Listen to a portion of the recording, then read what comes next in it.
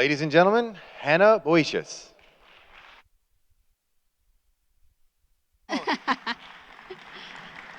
Almost right, thank you.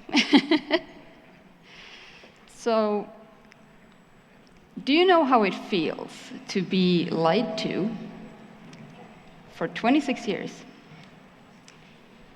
And it makes you question everything, everything that you've believed, everything that you are, and everything that you've experienced.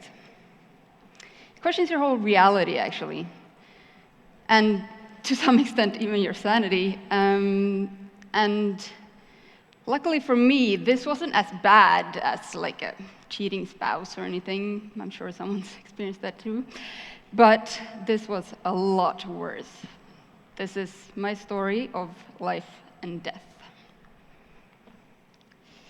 This is me when I was 2 years old and a couple months, holding my baby sister. I was newly diagnosed with type 1 diabetes, which came as a shock to everyone involved, including my family, including my mother, who was incredibly scared of needles, and still is.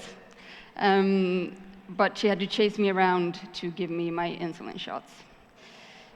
I, of course, had no idea what was going on. I didn't understand anything. I was way too oblivious at the age of 2.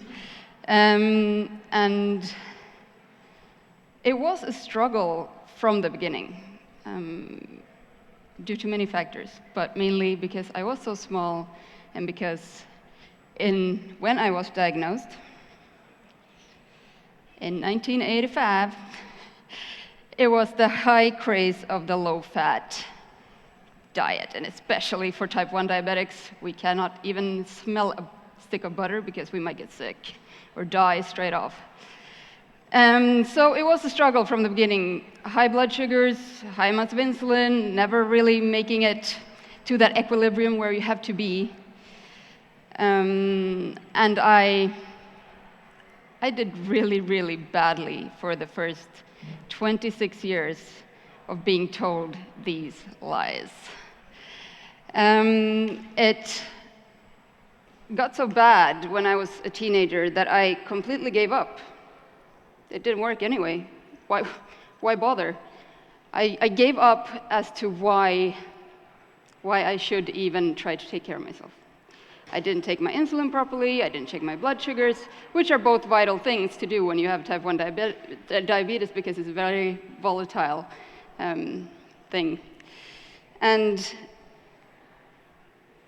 it was so bad that I was labeled in my medical journals as brittle diabetic and non-compliant and cannot take care of herself and all these things. And I was in and out of the hospital more times than I can count or care to admit, both from high blood sugars, deadly high with the full-on diabetic ketoacidosis, which I will talk a little bit about later, and also they had to scoop me up from the main train station in the city of Zurich, Switzerland, where I live, because I was unconscious because my blood sugar is so low.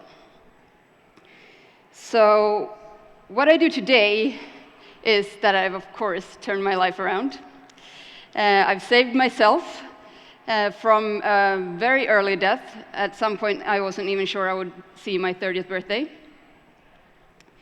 And I now help other diabetics to get healthier and happier through coaching and through workshops and through being here, speaking in front of you guys. So the difference between type 1 and type 2 is type 1 is what they assume still autoimmune. So basically, the insulin-producing cells in my pancreas are wiped out by my own immune system. For this, of course, it requires some sort of trigger, and this is what they're debating now to a large extent. Whereas type 2 diabetes, the cells don't recognize the insulin that the body produces to the extent that it needs, so that the body just produces a big amount of insulin, leading to all kinds of bad things, which I will also talk about.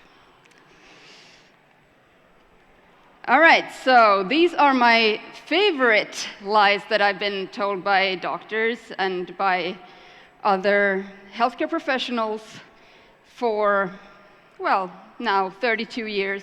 And they continue, although I have completely changed my lifestyle and my approach to taking care of myself, and with excellent results. I now have a normal HbA1c as a healthy person, and everything is a lot easier when you don't eat as many carbs as you may be prescribed. So I'm curious to see if you believe these too. So the first one, it's a fantastic one. It is, you have to eat carbs. For God's sakes, person, you've lived with this disease for so long, you have to know that you have to eat carbs. Your body needs it. That's the main fuel for your body. Well, yes, you do still need some carbs, but your body is hugely and fantastically efficient like that. What you actually do need for your brain is a little bit of glucose every day. But your liver, because he's an amazing guy, he takes care of that and can make that out of other things than carbs that directly influence your blood sugar. Carbohydrates and insulin, it's a very, very uneven equilibrium, because as soon as you add a lot of carbohydrates, you have to then at the same time add a lot of insulin, whether you're type 1 or type 2. It doesn't matter. It's just with type 1, you have to add it from the outside. And this creates a huge uncertainty in the body. So when you eat a lot of carbs, your blood sugar goes really high, and then you have to combat it with a lot of insulin, so it goes really, really low. And this is what I call the law of big numbers. It's Dr. Richard Bernstein, who is an amazing type 1 warrior, who wrote a fantastic book called The Diabetes Solution, and he really has the solution, which is something I tell everyone I work with. He coined the term the law of small numbers, which is a small amount of carbohydrates require a little insulin, and you don't get these blood sugar swings, but you keep stable. And as we heard yesterday, the official recommendations are still 45 to 60 grams of carbs per meal, and that's insane. How is this even possible when we see so much going wrong with so many people who suffer from diabetes? This is incredibly offensive, I find. So this is a little graph that I stole from my friends at Type 1 Grit, which is a fantastic Facebook community if you have type 1 and are interested in eating low carb. So the first little drawing here is a glucose molecule. And diabetics can't metabolize glucose, and high glucose in the blood causes diabetic complications. Number 2, this is carbohydrate. Carbohydrates are chains of glucose molecules. Carbohydrates raise blood glucose, and carbohydrate is not a required macronutrient. This little guy, he's your doctor. He wants you to eat lots of carbohydrates. Why? And I love this slide because it explains it so simply what is going so wrong with our diabetes care today.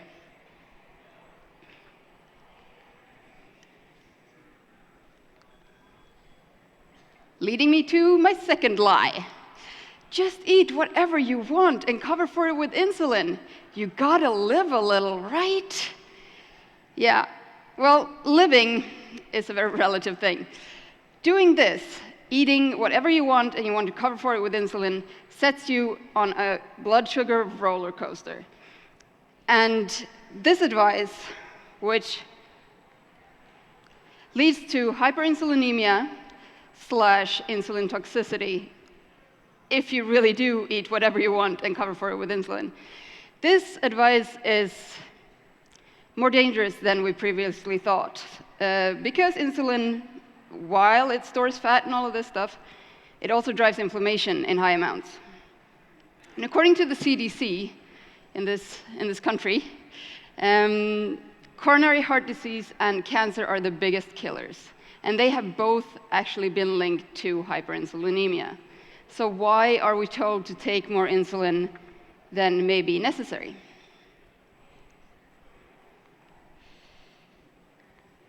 And never mind the toxicity. That's fine if they want to play around with that. That's fine. But the margins of error, like I mentioned in my previous point, are just too large. If you eat a lot of carbs and then have to add a lot of insulin, then you're bound to have a disaster in your hands. It's much, much easier to eat a small amount of carbs, take a smaller amount of insulin, and then have more stable blood sugars. So you can avoid this roller coaster rocket ride that doesn't feel good anywhere. It's unhealthy, and frankly, it destroys your body. This is what leads to diabetic complications. So this is a slide. I did actually do the American Association of Diabetes Educators, education as far as I could without being a nurse or a medical professional. And this slide really stuck out for me when we went through this in the course. What does insulin do? It helps get sugar, glucose, from the bloodstream into the cells where it's used for fuel. Absolutely right. It helps store sugar in the form of triglyceride, which can be turned into fat. Yep, that's very true. And it prevents the breakdown of fat. When I first saw this, I was like, what? How is this possible? They are actually agreeing with me. This is exactly my point. This is what insulin does. So why are we told to use so much of it when there is another way? And this leads me on to my sneaky little second-and-a-half lie. Without masses of insulin, you'll go into diabetic ketoacidosis. And the difference between diabetic ketoacidosis and nutritional ketosis is, of course, huge. You can only get into diabetic ketoacidosis if you don't have or provide the body with enough insulin, which is a really, really stupid thing to do. I can tell you that. Nutritional ketosis, as we all know in this room, is a normal state for the body where it just prefers to burn some fat instead of sugar. And there's many factors contributing to diabetic ketoacidosis, where the lack of insulin is the key marker, or the key cause. And that is why it's us type 1 diabetics who are mostly affected by this. Some type 2 can, but that's quite rare. But for that to happen, you need to have high blood glucose levels. So this is over 10 millimoles per liter, or about 180 milligrams per deciliter, at least. This high blood sugar and the lack of insulin causes you to be very dehydrated. And high ketones, measuring over 10 millimoles per liter, which someone in nutritional ketosis, they can't get up that high. So there is something else going on. And all of this is very easy to prevent. Even if you eat a ketogenic diet as a type 1 diabetic, you take the insulin you need, you keep hydrated, and keep track of your blood sugar. It's not really that complicated. And why, if you find another way, such as eating lower carbs, why not take it? It is worth it. Uh-oh, hold on. No. Come back. Oh, shit. A little help here? Okay, let's just do it again.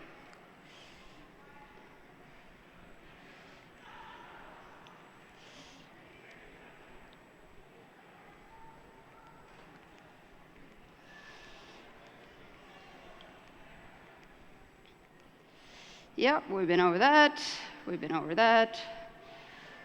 And this. Decay is a bad thing. Yes, great. Yes, this one. And so large amount of carbohydrates and large amount of insulin very rarely lead to normal blood sugars and a normal hemoglobin A1C level, which is basically the average blood sugar level, or it's caused by the average blood sugar level for the past 6 to 10 weeks, sort of thing. And for people who are eating lots of carbs and taking lots of insulin, it's not unusual to be sort of on the upper end of the scale, whereas a lot of people who eat low carb type 1 and take less insulin with more stable blood sugars are around here, which ensures that normal blood sugars ensure that you don't go into diabetic ketoacidosis.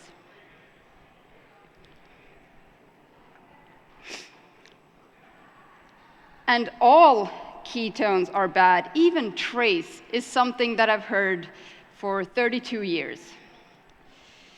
And it's quite heavy to be the person who has to prove everyone wrong. But this is what I do. This is what I enjoy doing in my spare time when I go to my doctor's appointments. But, it's all good. And as I said before, diabetic ketoacidosis, again, versus nutritional ketosis, it's so different. It's completely different worlds. And I can't see how one would cause the other, to be honest. As long as you, as I said, take your insulin needed, don't be dehydrated, and check your blood sugars. That's all you need. But trace ketones are bad for sugar-burning diabetics without control, because it shows that they do have a lack of insulin, which is the key factor for diabetic ketoacidosis to occur. And if you can feel great and full of life, and without feeling sick and tired of what you're doing, and that you can live the way you want to live, you still have a choice. Which quickly then leads me on to my fourth lie. Complications are a natural progression of diabetes. This is something we saw on the slides yesterday. This is something I get told on the regular. And diabetic complications are things like damage to the nerves, to the eyes, to the heart, amputations, blindness, all these fun things, high blood pressure, all of these wonderful things that high blood sugars and high insulin levels to a certain extent contribute to. So a high hemoglobin A1C level leads to diabetic complications. And a blood sugar roller coaster and this high level is what leads to the complications, which again makes me question, why are we told that everything is okay? Just being a normal person. And a healthy A1C level is max 5.5%, but we can agree that you're probably already a little bit pre-diabetic by that point. Whereas diabetics get a goal of 6.5 to 8%. Why is this? Why aren't we, I don't want to say allowed, but I'm going to anyway. Why aren't we allowed to be as healthy as normal people? And my theory is that this is the security of being able to say this, yes, just eat what you want and take the insulin that you need for it. Cover it with insulin, it's fine. Just so that, I don't know if they're trying to make type 1 diabetes seem less of a burden than it is, but who are they kidding? It's really no joke. And stable and low normal blood glucose levels is what possibly is the only thing that can protect you from complications. There is nothing else. There is no trying to cover it with insulin. There is no magic pill. The only thing is hard work, really grit, and keeping your blood sugar as stable as possible. Oh, and this one my parents got to hear a lot when I was newly diagnosed. A cure, it's just around the corner. She'll never grow old with this. Yeah, I don't know if they actually meant that I would be dead before I grew old, or if they actually thought back in 1985 that a cure for diabetes was just around the corner, because this time span is what I've been living under the condition of for a long time. In just 5 to 10 years, there'll be a cure for type 1 diabetes. Yeah, I'm still waiting, 32 years later, and we haven't quite gotten there yet. There are promising advancements being made recently, including, for example, Dr. Denise Fassman in Boston, who's working on a vaccine against type 1, and another one that just came out this summer in Finland. They're doing a similar thing. So we're hoping, still keeping my fingers crossed, being a little bit naive about this, considering I've been waiting for 32 years. But I'm hoping that these advancements will actually lead to a cure. Although, diabetes is already much easier to manage. I am a bionic woman. I have robot parts, which is kind of cool, that beep and squeak around, and my husband calls me the microwave sometimes when he's sad at me. But you know, it's all good. But we don't know what's going to come in the next couple of years. Are we going to be fully automated? They're working on closed-loop systems with an insulin pump and continuous glucose monitoring, but we're not quite there yet. But I am hopeful that it will get a lot easier to manage. All right, let's sum this stuff up. So 1, you don't need carbs. There are alternative fuel sources. Your body does not need high levels of carbs to survive. The control of diabetes is much down to your diet, and most doctors and medical professionals completely disregard this fact. Too much insulin isn't good either.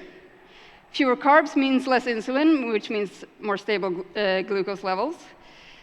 It means less medical expenses, it means less stress, and why not do it? Diabetic ketoacidosis is easy to avoid, even as a type 1 on keto, which I already explained. It is measure your blood sugar, take insulin, stay hydrated.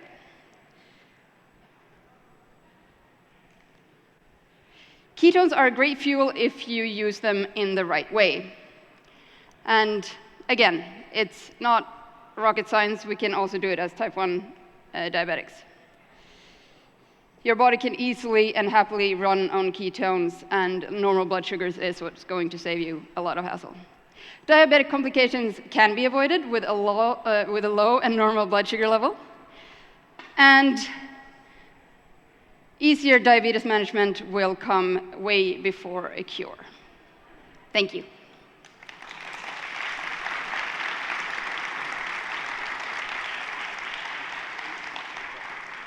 We have a few questions, I think. 1, maybe.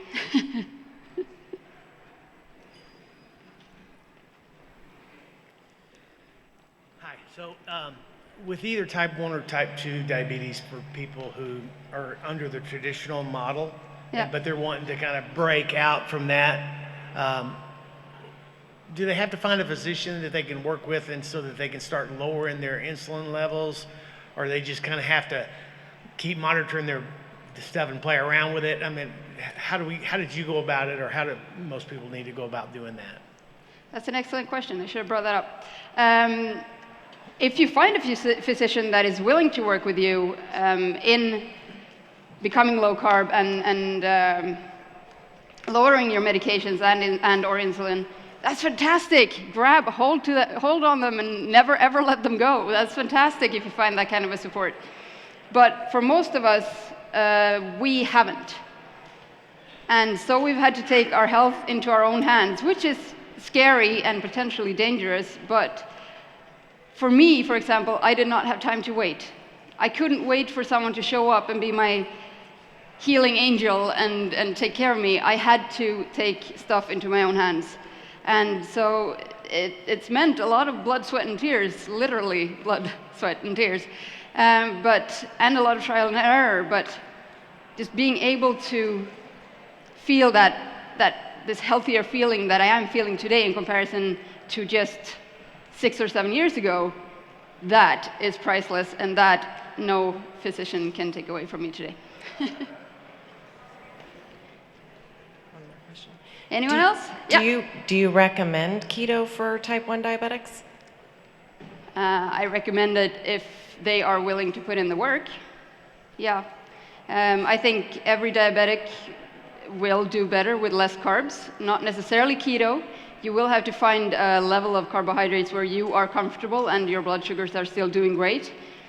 But keto is absolutely possible for type 1 diabetics, yes. Yes, I found out I was a type 1 diabetic New Year's Eve of 1988 when I was in the military. I finally got my A1C down to 6.9, and my wife was saying to the doctor about 3 days ago, she wanted me to start the keto, and I've been cutting back on my carbs. Wow. The doctor said no, because if it goes any lower, I'm going to bottom out. So they got into a nice little heated discussion. Yeah, that's not unusual. So my concern is, did you hit a lot of lows while even though you're cutting back on the carb, you come back on insulin? Did you have a hard time with the shaking and so forth? Or like for me, if I get like really seasick if it gets below 100? Yeah. And the second question is, in 1988, the doctor told me also if I was ever exposed to radiation, and that's when Chernobyl had exploded overseas, a lot of troops got affected, and he said that was a contributing factor. Yeah. I thought it was a family history that be a contributing factor to becoming a diabetic, but he said no, it was the radiation. Yeah. I wonder, did you have any knowledge of that?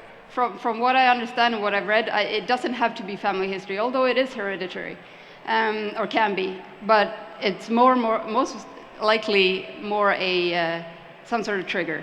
So a lot of people have been sick before, or they've gone through something really traumatic, or been exposed to something that makes the immune system go, those guys making insulin, they look kind of funky to me, so I'm just going to wipe them out.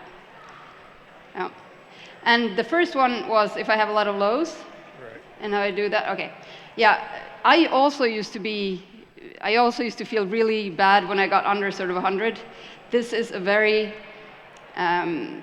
your body has to get used to the lower numbers again, because it's not used to it. Because if you get a low at 100, that means that you have quite high blood sugars otherwise, and your body has to get used to the fact that they are lower now.